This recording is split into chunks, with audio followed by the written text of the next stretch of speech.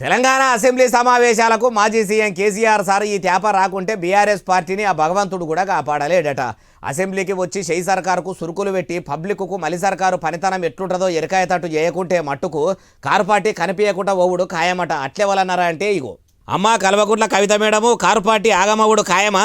అయితే 10 సంవత్సరాలు బీఆర్ఎస్ ఈ ప్రాజెక్ట్ ని సాగదీసిందని చెప్పి నిన్న గౌరవ ముఖ్యమంత్రి గారు ఏవైతే విమర్శలు చేసినారో అవి మాత్రం నేను తీవ్రంగా ఖండిస్తా ఉన్నాను.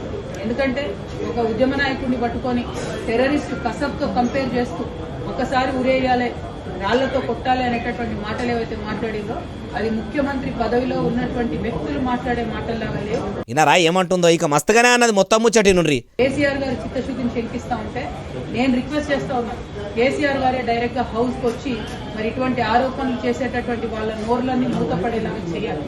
ఎందుకంటే సోర్స్ జూరాల నుంచి శ్రీశైలం ఎందుకు మార్చారు అనేది కేసీఆర్ గారికే బాగా తెలుసు. ఇన్నరా నీళ్లను మొత్తం ఆగం చేసిండ్రని సీఎం రేవంత్ సారు నోటితోనరా అని చెవులతోని ఇనరా అని మాటలు కేసీఆర్ సార్ని అంటుండు. కాబట్టి కవిత మేడం వల్ల బాపు ఇప్పుడు అసెంబ్లీలో పెట్టిన చర్చకు వచ్చి అసలు కృష్ణానది గోదావరి నది జలాల మీద చేసుకున్న ఒప్పందాల మీద అట్లా మాట్లాడితేనే మంచిగుంటుంది, లేకుంటే ఆగమవుతుందని ఇంకా కూడా మస్తుగా అన్నది మొత్తం ముచ్చటి నుండి.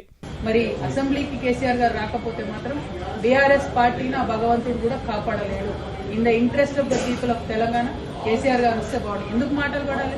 కేసీఆర్ సార్ కన్నబిడ్డే ఇంత మంచిగా చెప్పింది కాబట్టి మాజీ ముఖ్యమంత్రి సారు మరి అసెంబ్లీ సమావేశాలకు హాజరు పడతాడా అంటే ఏమో ముంగడ ఎరకైతుంది అంటుర్రు ఈ ముచ్చటిన్నోళ్ళు.